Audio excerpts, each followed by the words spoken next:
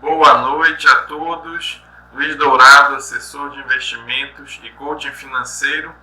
Hoje tomando aqui esse tempo que não vai ser uma live propriamente, né? Mas a gente está colocando à disposição para vocês um passo a passo importante para que você comece a sua jornada de investimentos. Para quem já começou, né, também pode ser que tenha alguma informação para complementar. Então vale muito a pena você acompanhar esse vídeo até o final. Então vamos lá. Eu vou aqui seguir a minha apresentação, tá? Apenas aqui como referência para a gente começar a abordar algumas questões.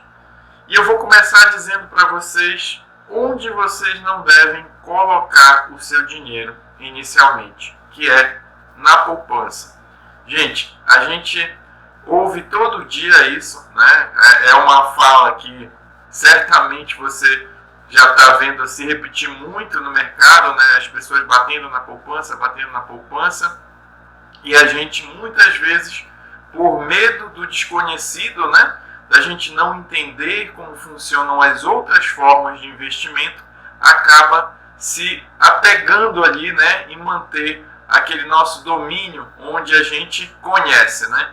E claro, isso não está errado, certamente você deve seguir ali o que você conhece, mas você pode e deve se permitir conhecer outras opções. Você sabe hoje qual é o rendimento da poupança? Bem, na regra atual, a poupança está rendendo 70% da taxa Selic. E a Selic, você sabe quanto está hoje? Bom, recentemente, na última reunião do Comitê de Política Monetária, o Copom, o Banco Central aumentou a Selic para 4,25% ao ano. Isso significa que 70% da Selic hoje, que é o rendimento da poupança, corresponde apenas a 2,97,5% ao ano. 2,97%. Isso significa que, investindo R$100 hoje, daqui a um ano você terá R$102,97. Olha só, gente. Será que isso é uma boa opção realmente para o seu dinheiro? Né?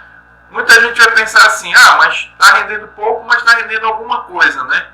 Mas será que essa alguma coisa está pelo menos compensando a inflação? Né? Então, esse é um ponto crucial para você pensar quando você está abordando ali uma fonte, uma forma de investimento que você está considerando manter ou não seu dinheiro. Será que está mantendo pelo menos o poder de compra do seu dinheiro? Que isso é a inflação quando a gente pensa em investimentos. É manter ou não o poder de compra. E vamos lá, né? Discutindo um pouquinho mais sobre isso. O que você precisa, então, começar a fazer? Eu já falei para vocês que poupança é uma estratégia que a gente não vai olhar mais para ela a partir de então. Mas, e aí? Para onde a gente tem que olhar? O que a gente vai começar a fazer? Como é que a gente vai começar a investir de fato? E o primeiro passo que a gente precisa considerar é a gente começar a investir por meio de uma corretora. Sabe por quê? Porque quando a gente está deixando o nosso dinheiro ali numa poupança, a gente só está ganhando de uma coisa, gente, de deixar o dinheiro debaixo do colchão. Por quê? Porque justamente a inflação acaba corroendo o valor desse dinheiro ao longo do tempo. Só para dar um exemplo bem claro para vocês agora, olha só, eu falei para vocês que muita gente começa a pensar assim, está rendendo alguma coisa. E eu falei também para vocês que existe esse problema da inflação que tem a ver com o poder de compra desse dinheiro. Você sabe quanto de inflação a gente já teve esse ano? No acumulado aí até maio, por exemplo, a gente ainda não tem o dado de junho. Olha só para você ter ideia, a inflação medida pelo IPCA, o índice de preço ao consumidor amplo, ela acumulou 3,21% até maio. E a poupança, quanto será que rendeu nesse período? Fazendo uma continha aqui bem rápida, né? Se a inflação foi 3,21, a gente teria ganho ali em torno de 1,50 aplicando na poupança se a gente tivesse aplicado no início do ano, tá? E teria perdido por conta da inflação, por conta da perda de poder aquisitivo, R$ 3,21. Então, fazendo a continha aí, 3,21 menos 1,70, a gente teria um poder de compra ali de R$ 98,21. Olha só, a gente investiu R$100 e o nosso poder de compra agora é 98,21. Ficou um pouquinho confuso aí? Tudo bem, vamos desconsiderar os fatos, né, as contas propriamente. Mas o que é importante a gente considerar aqui?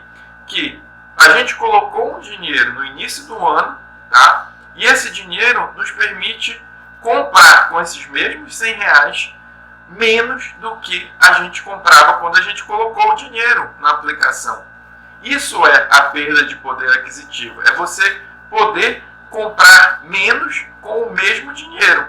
Então, se você faz um investimento que permite que você compre, né, depois daquele tempo que você abriu mão de usar aquele dinheiro, e ele te permite comprar menos do que você podia comprar quando você começou aquele investimento, é algo que não é desejável, não é mesmo?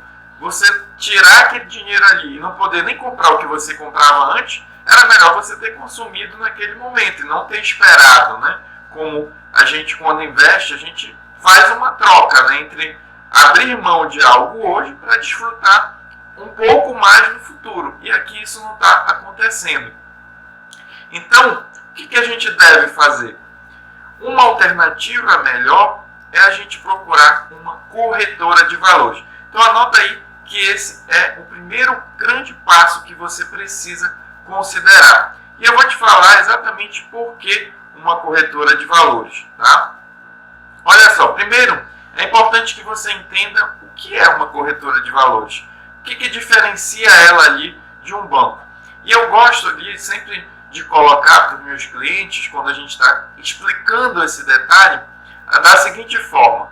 Quando a gente pensa ali que um determinado fabricante de celular tem uma loja dentro do shopping, né, por exemplo, uma determinada marca A, quando você vai lá, o que você vai encontrar? Você vai encontrar desde o celular de última geração, daquela marca A, até o celular ali mais simples, né, mais básico daquela linha. Mas todos os celulares que você vai encontrar são da marca A. Quando você vai, por exemplo, numa loja de departamentos, você consegue ver a marca, né, o celular da marca A, da marca B, da marca C, você consegue comparar ali os tamanhos, né, você consegue ver as funções de cada um, o preço. Então, eu comparo uma corretora como se ela fosse ali uma grande loja de departamentos, onde você tem a possibilidade de comparar diversos tipos de investimento lado a lado por meio das suas características, e o banco com aquela loja específica ali que vai te mostrar todos os tipos de investimento que ele mesmo cria, né, que ele mesmo possui com as suas condições. É claro que quando a gente olha, né, para a loja de departamentos, a gente tem uma ampliação, né, uma amplitude de possibilidades muito maior, não é mesmo? Aqui eu tinha 3 marcas, 4 marcas que eu poderia escolher, enquanto no banco eu só tinha a marca dele e eu só poderia variar ali entre os produtos que ele me oferece. Então veja só como você passa a ter mais opções quando você está investindo por meio de uma corretora. E por que é bom ter essas opções? Porque você pode ali, no detalhe, encontrar um investimento que se adeque melhor ao que você quer, ao que você precisa, tá? Então, por que uma corretora, ela, diferente de um banco, ela vai distribuir investimentos de várias instituições?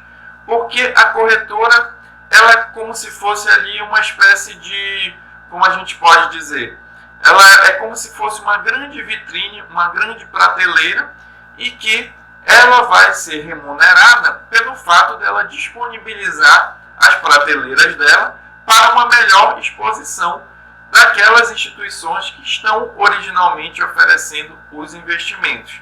Por isso que você acaba tendo maiores opções. Além disso, você ter mais opções, você consegue centralizar tanto os seus investimentos em renda fixa, quanto os seus investimentos em renda variável. Muitos bancos, por exemplo, não têm corretoras associadas. Então, o que acontece? Você, muitas vezes, pelo banco, só consegue ter acesso à renda fixa, ou quando consegue ter acesso à variável, você fica limitado apenas aos fundos de investimento oferecidos pelo banco. Então, aqui, quando você está numa corretora, você tem acesso ao ambiente de bolsa, você consegue ter acesso à compra de ações diretamente, não só a fundos de investimento, mas mesmo quando a gente está falando de fundos de investimento, você consegue ter ali à sua disposição para comparar gestoras bastante variadas, com experiências, com times, né, expertise e conhecimento e habilidade bem diferenciadas, né? Ao passo que dentro do banco você tende a ver apenas a opção que aquele banco consegue por meio da sua, né, asset ali, né, a gestora propriamente, ela consegue te oferecer. Então, além dessa questão das possibilidades, né, você tem um local onde você consegue centralizar o seu dinheiro. Mas você poderia me perguntar assim, mas e aí, é seguro, né? Eu investi por meio de uma corretora, eu vou colocar ali meu dinheiro, realmente eu vou conseguir colocar e tirar esse dinheiro? E se essa corretora falir, o que acontece? Né? Então você muitas vezes acaba tendo algumas seguranças que são inseguranças, né, que são naturais, porque quando a gente fala em banco, a gente está a vida inteira acostumado com o banco, né? A gente vai ali, tem um banco na esquina, tem outro ali dentro do supermercado, né, um caixa eletrônico, então a gente está acostumado com isso. E ali a gente acaba vendo como um grande desconhecido esse ente, né, de repente que surge, que é a corretora de valores. E como é que funciona isso? Será que é seguro mesmo? Olha só, gente, em primeiro lugar, um ponto chave que eu coloco aqui como segurança quando a gente está considerando uma corretora de valores é que, primeiramente, uma conta, né, é criada para você na sua titularidade. Então, o que isso significa? Que a transferência que você vai fazer do dinheiro que está no seu banco para a corretora, para que você aplique em outros tipos de investimento ali por meio da corretora, ele vai ser direcionado para uma conta sua na corretora, certo? Então, essa transferência, ela não pode vir de uma conta que não é sua para uma conta, né, na corretora com CPF diferente. E nem o contrário, você não pode resgatar da sua conta na corretora com o seu CPF e passar para uma conta que não seja a sua. Então, isso já oferece uma segurança no sentido de que, se alguém eventualmente invadisse a sua conta, né, e tentasse resgatar, ela só poderia resgatar para uma conta sua. Ela não poderia resgatar para uma conta de um terceiro, ou seja, aplicar um golpe, né, em que ela fosse transferir esse dinheiro para uma outra conta. Então, esse é um primeiro ponto que eu acho fundamental entender sobre segurança. O outro ponto que é bem importante é que você, quando investe por meio de uma corretora, a corretora ela é um intermediário financeiro. O que quer dizer isso na prática? Olha só, assim como no banco, você tem que estar com dinheiro ali na conta para fazer uma aplicação, certo? Só que quando você faz essa aplicação, é como se aquele dinheiro que você está investindo, ele fosse ser disponibilizado ou para um fundo, né, onde você está aplicando, ou de repente para um banco onde você de quem você está comprando um CDB.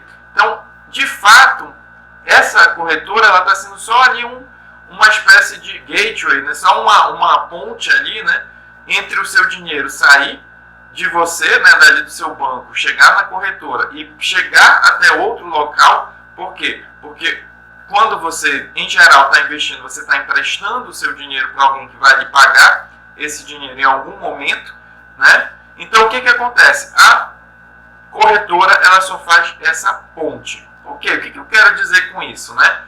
O que eu quero dizer é que, se essa corretora, por algum motivo, ela falir, o que vai acontecer? O seu investimento, a gente só tirou a ponte, tá? A gente vai colocar outra ponte no lugar. E essa outra ponte vai ser outra corretora. Na prática, isso quer dizer o quê? Que a corretora original, ela faz, digamos, uma espécie de intermediário de custódia, né? A sua custódia real, ela está na B3, que é a bolsa. Então, o que acontece? A corretora, ela é só um intermediário para você fazer as operações, investir e resgatar os seus investimentos. Se você, de repente, tiver um problema com esse intermediário, você vai trocar esse intermediário por outro e vai continuar a ter acesso aos seus investimentos por meio de um novo intermediário. É isso que acontece. Então, você não tem uma insegurança por conta especificamente da corretora, né? Os riscos que você precisa estar preocupado em relação aos seus investimentos, eles são inerentes ao investimento em si. O que eu quero dizer? Por exemplo, se você vai investir em uma determinada ação, você precisa se preocupar em entender aquela ação, o mercado onde ela está inserido, quais os cenários de risco para que esse investimento prospere, né? Então, se você tiver uma perda, ela será por esses riscos ou outros quaisquer que você não tenha, de repente, avaliado, mas não porque você, digamos, teve ali uma falência da corretora. O risco principal que você tem que se preocupar é com o risco do próprio investimento. Ah, mas não existe risco, por exemplo, de eu deixar um dinheiro parado lá? Sim, isso é um risco que você precisa se preocupar, né? Existe um mecanismo de ressarcimento da bolsa, mas ele só atua em casos muito específicos que você precisa atentar. Esse mecanismo é o MRP, é o mecanismo de ressarcimento de prejuízos da B3, e ele cobre até 120 mil. Só que ele só cobre o dinheiro que é proveniente de venda de ações, de ETFs ou de cotas de fundos negociados em bolsa. E também os proventos, né, que são os dividendos, os juros sobre capitais próprios, os dividendos de fundos imobiliários.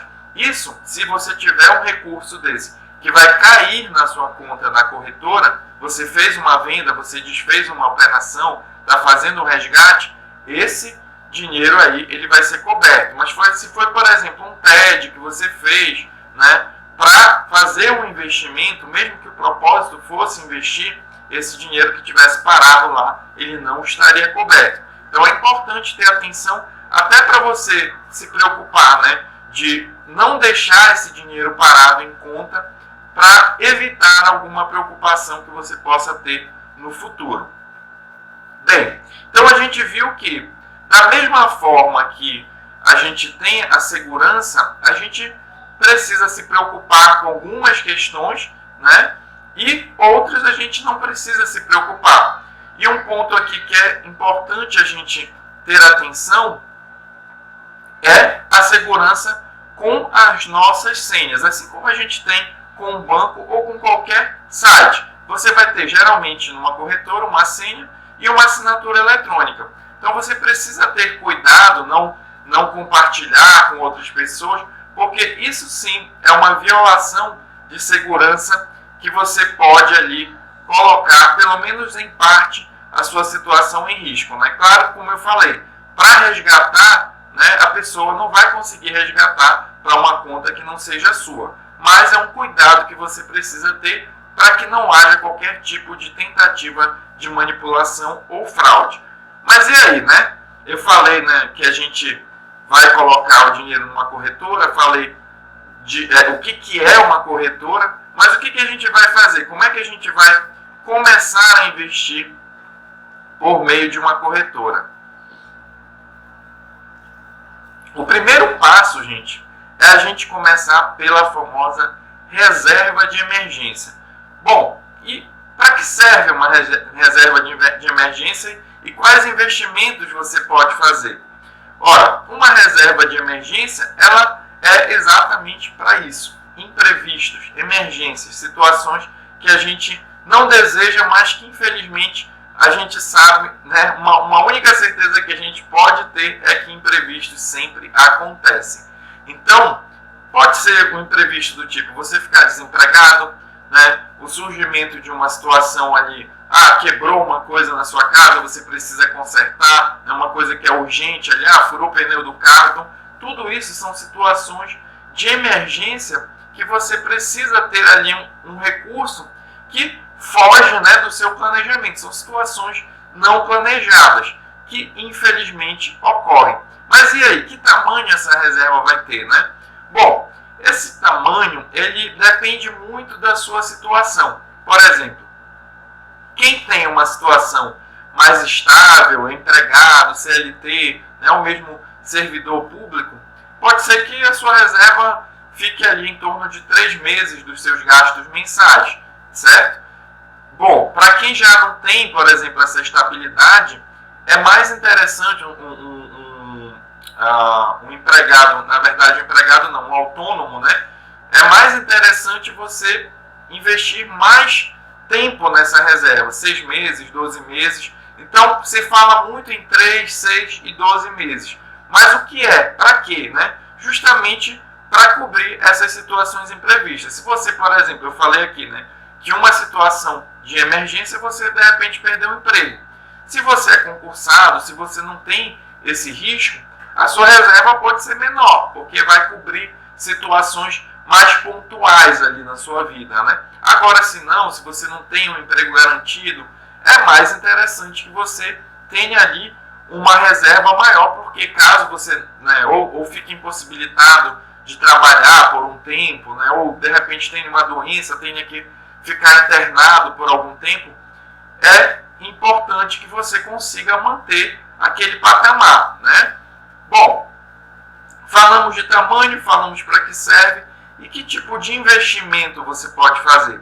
É claro que é importante a gente considerar o perfil do investidor para definir qualquer tipo de investimento, mas eu vou colocar aqui algumas características que você precisa priorizar em uma reserva de emergência, que são elas: altíssima liquidez, ou seja, esse dinheiro ele tem que estar disponível na hora que você quiser, o mais fácil possível, certo? Então, geralmente, isso tem a ver com a facilidade de resgate. Você consegue resgatar hoje mesmo, se precisar, consegue resgatar até amanhã, isso atende para a tua necessidade, a tua urgência, né? Então, a gente precisa priorizar essa liquidez. E a outra questão que a gente precisa priorizar é o baixo risco.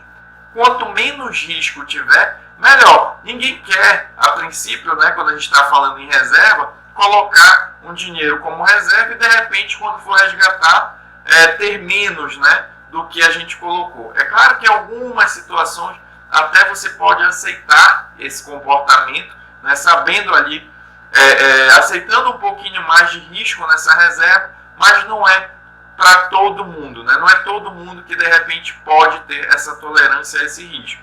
E algumas possibilidades: você pode fazer reserva em fundos de investimento, né? Você pode fazer reserva em Tesouro Selic, você pode fazer também em CDBs com liquidez diária, no mínimo ali com 100% do CDI. São algumas alternativas em que você vai ter uma altíssima liquidez e um baixo risco, certo? Bom, mas e aí? A gente falou de reserva, né? A gente falou aqui de começar a investir, de sair da poupança, da poupança estar ali só vencendo o dinheiro embaixo do colchão, né? Mas, de fato, como é que a gente vai começar, né? Falamos da corretora, de abrir uma conta em uma corretora. E aí, como é que a gente vai colocar isso no nosso dia a dia na prática, né? Bem, a gente,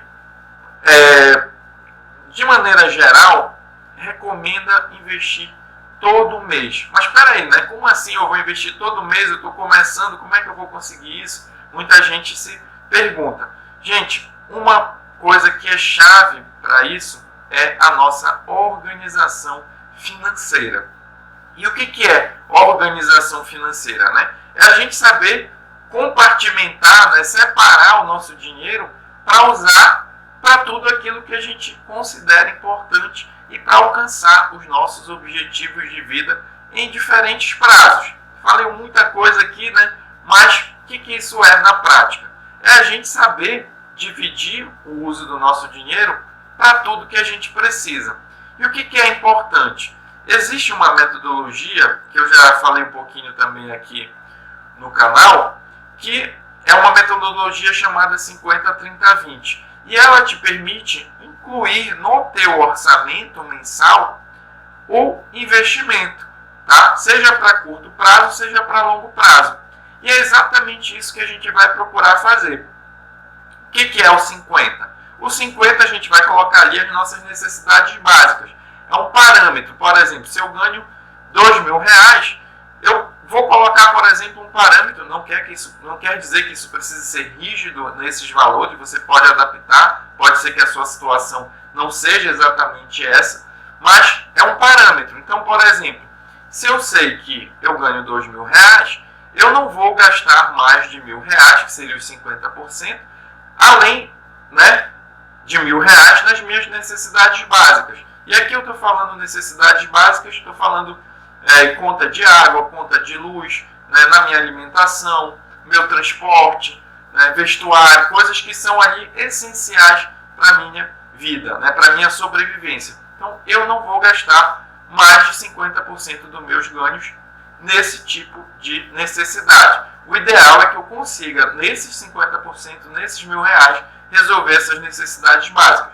Pode ser que isso não seja uma realidade, como eu falei, né? Mas para que serve esse parâmetro? Se eu vi que, por exemplo, esse parâmetro vai ser R$1.000, o ideal é que durante o mês eu vá tomando ali as minhas providências para que os meus gastos eles fiquem dentro daquele R$1.000. Estou vendo ali que já está chegando em 800, né, 700. Opa, peraí, deixa eu dar uma segurada, deixa eu procurar alternativas mais baratas, mas eu vou usar aquela referência ali para orientar o meu caminho para eu chegar dentro daquela meta, né?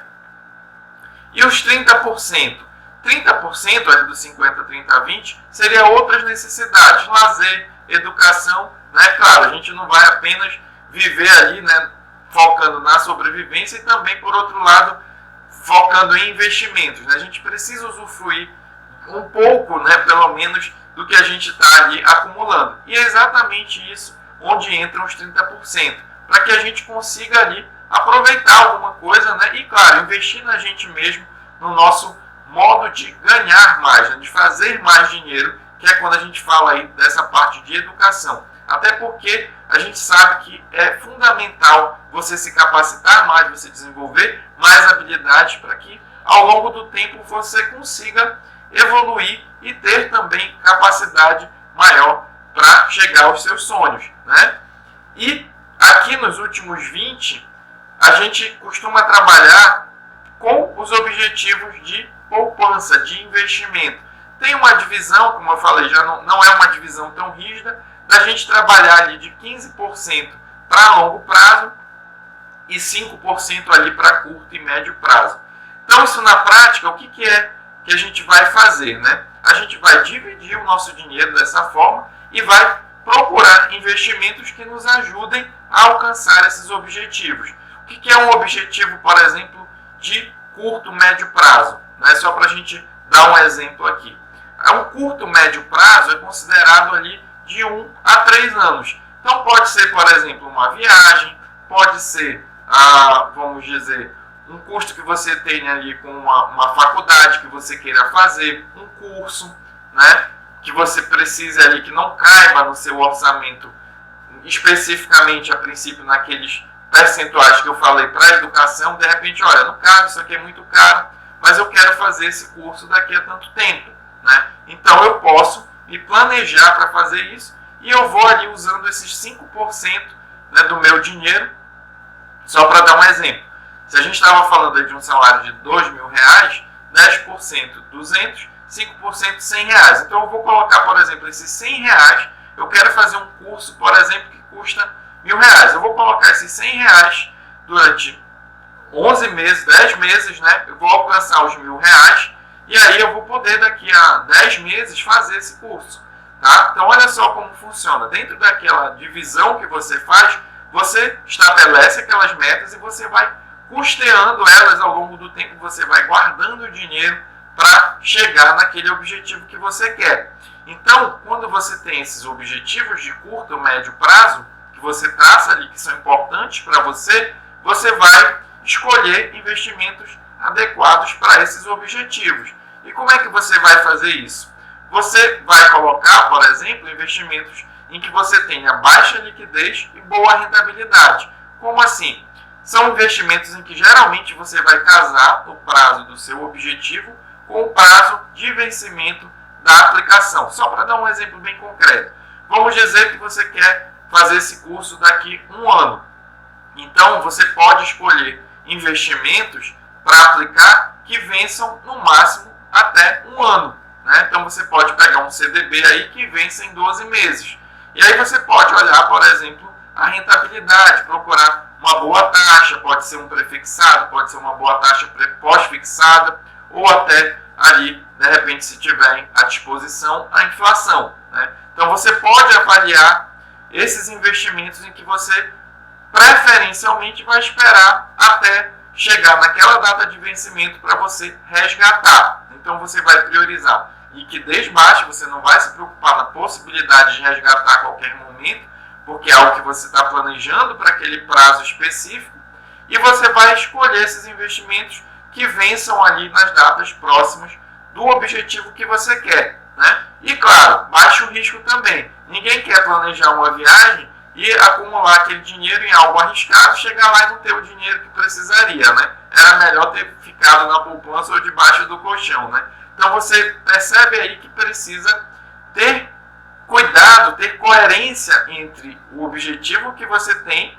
e o investimento que você está escolhendo. E quando a gente está falando para longo prazo, como é que é?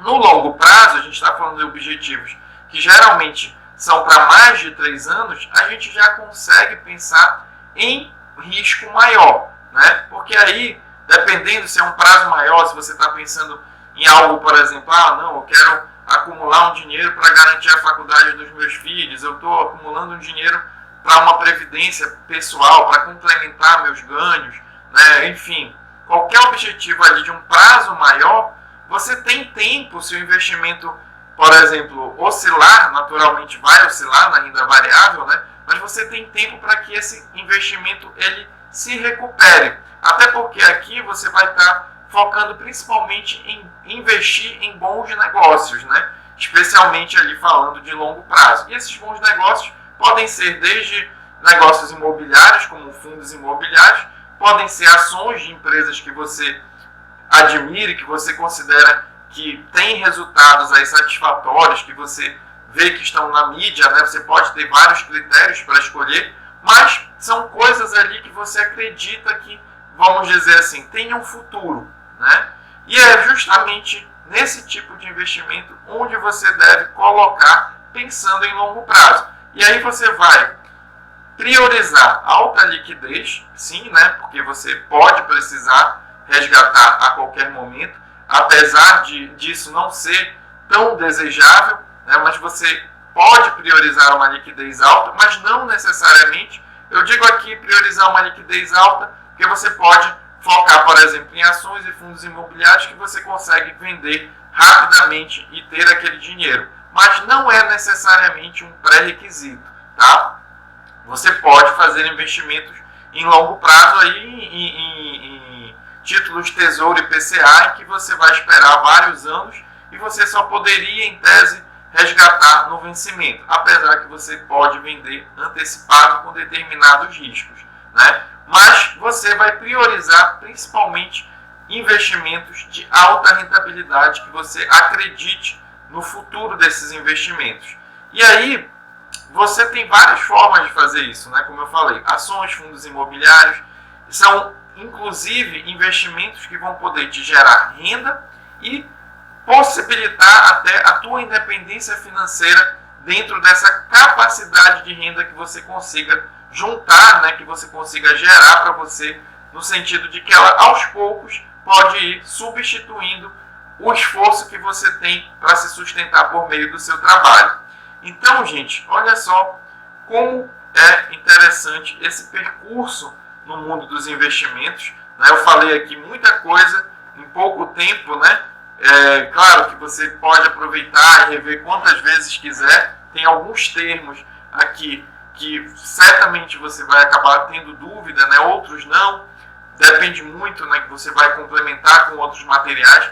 Mas aproveite também esse espaço aqui que a gente tem dos comentários no canal. Se inscreva, acompanhe outros vídeos que certamente vão trazer outros conteúdos complementares para você até entender alguns termos que foram falados aqui. Mas se você não entendeu, não se preocupe, né? Eu também já comecei ali quando comecei não entendendo, né? Desde quando comecei a ter contato com esse mundo de investimentos, mas a gente, ao longo do tempo, com esforço, vai encontrando ali complementos que vão ajudando a gente a superar esse mal-estar inicial que muitas vezes a gente sente, né? Então, eu agradeço, né, esse tema aqui. Ele é um tema muito legal, assim, porque ele dá muitas possibilidades para a gente explorar, e eu sei que vai ser aqui um pontapé que vai ajudar muita gente a começar a ver algumas coisas diferentes nas suas próprias vidas, né? Assumindo aí as rédeas para levar para um caminho melhor. Então, obrigado. A gente continua aí na semana, né, as programações. Infelizmente, esse vídeo não pôde ser uma live, né? Seria muito mais produtivo ali até a gente tirar alguma dúvida na hora, mas a gente aproveita aí o espaço, né, do YouTube, do canal. Quem ainda não se inscreveu, eu peço que se inscreva, né, para acompanhar a gente aqui, compartilhar com outras pessoas. Eu tenho certeza que vai servir para alguém, vai servir para você e para alguém que você conhece, tá bom? Um abraço e até a próxima.